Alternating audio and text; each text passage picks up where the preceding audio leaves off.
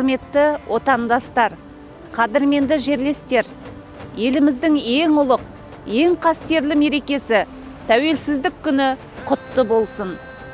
Тәуелсіздік ата-бабамыздың асыл армандары мен жасампаздығымыздың жаңа белесі. Өткен тарих пен уақытқа тағзым ете отырып, болашаққа зор үміт пен сеніммен қараймыз. Ынтымағын ұран, татулығын ту еткен халқымыздың берекесі жарасып, күні бейбіт, таңы жарық, ұрпағы өміршең, болашағы зор болсын. Мереке құтты болсын. Уа еркіндік, құның немен өлшенді, сені көксеп боздақтарым өлсе өлді, сенсің менің ең ғажайып өленім, ең шуақты, ең шырайлы, ең шерлі. Әр таңыңды сүйіншілеп тұрайын, Құдай берген ғұмырымда өлшеулі. Өзегімді өртке ораған қоғамда, өз үйіме өзім өгей болам ба? Алшаң басып жүре алмаса алталаш, азаттығым қадіріңде жоғында.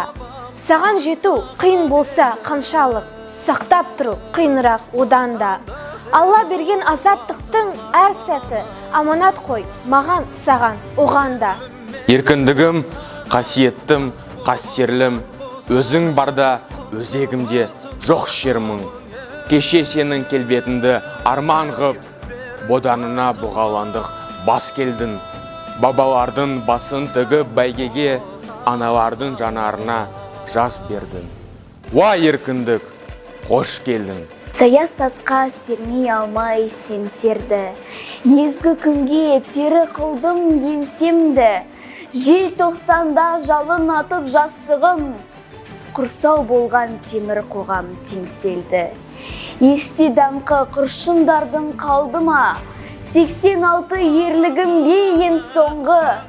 Уа еркіндік, уа еркіндік, құның немен өлшенді?